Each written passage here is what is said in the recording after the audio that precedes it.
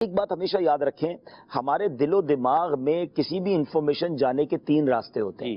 ایک آنکھ ہے، ایک جو دیکھا، جو سنا، یہ جو ہم نے خود بولا. یہ تینوں چیزیں اینڈ آف دا ڈے دماغ میں اور دل میں جاتی ہیں. تو اگر آپ غلط دیکھ رہے ہیں تو وہ کہیں نہ کہیں دل میں ضرور ایڈ ہو رہی ہے، دماغ میں فکس ہو رہی ہے. کمپیوٹر ہے نا، سی پی یو کی طرح یہ میموری میں چلی جاتی ہے. اگر میں یہ کہوں میں سب دیکھوں اور جناب حق پر عمل کر لوں گا تو ہمارے پاس اتنا علم نہیں ہے. الٹیمیٹلی ہم کنفیوز ہوتے ہیں. ہمیں لگتا ہے وہ تو یوں بول رہا تھا، یہ تو یوں بول رہا ہے. عجیب و غریب معاملہ ہے کہ دنیا کی ہر چیز ایکسپرٹ سے سیکھتے ہیں.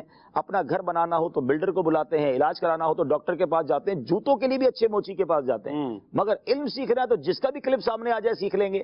جس کو جانے نہ جانے، جس کا عقیدہ پتہ نہیں ہے، جس کی نالج کیا ہے، جو کوالیفائڈ عالم ہے کہ نہیں. کیا کسی روڈ پہ بیٹھے ہوئے ڈاکٹر سے علاج کراتے ہیں؟ بلکہ ڈگریاں بھی پڑھتے ہیں کہ کیا کیا اس نے پڑھا ہوا ہے. ایک جسم کا علاج کرانے کے لیے کوالیفائڈ ڈاکٹر چاہیے. ایمان اور میرے عقائد کا علاج جو کر رہا ہے اس کے لیے وہ ڈاکٹر جو ہے عالم دین پڑھا ہوا بھی ہے کہ نہیں. تو اتنا عجب تماشا ہو گیا ہے. دیکھیں یہ ایک طرح سے گویا انٹرنیشنل ایک سازش ہے کہ جناب دین کو اتنا کنفیوز کر دیا جائے، دین کے بارے میں ایسی باتیں کر دی جائیں کہ لوگ تذبذب میں آ جائیں. تو اس کے لیے ہر بندہ انٹرپریٹیشن کر رہا ہے. کوئی قرآن کھول کے بیٹھا ہوا ہے، کوئی حدیث کھول کے بیٹھا ہے جس کو خود پڑھنا نہیں آتا. بھائی آپ پہلے یہ تو دیکھیں کہ جس سے میں دین سیکھ رہا ہوں وہ کوالیفائڈ عالم، اس کا اپنا عقیدہ کیا ہے، اس کی محبت اللہ رسول سے، صحابہ اہل بیت سے کیا ہے. میں اس سے سیکھوں گا تو فیضان ملے گا یا میرا ایمان گڑبڑ میں آ جائے گا. سیدی اعلیٰ حضرت نے تو 100 سال پہلے کہا تھا.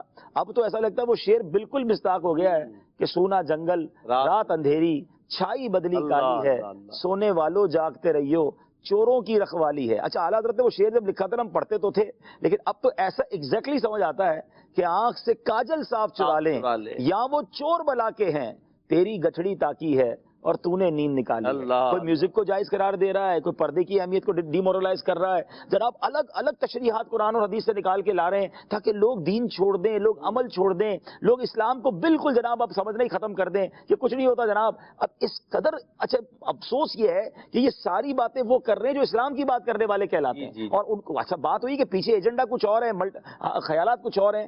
تو پلیز میرے پیارے اسلام بھائی، یا تو سوشل میڈیا کا استعمال نہ کریں، اور اگر کرنا ہے یک درگیر و محکم گیر. ہم ایک صحیح العقیدہ عاشق رسول عالم دین کا دامن تھام لیں اور پھر اس سے سیکھتے رہیں.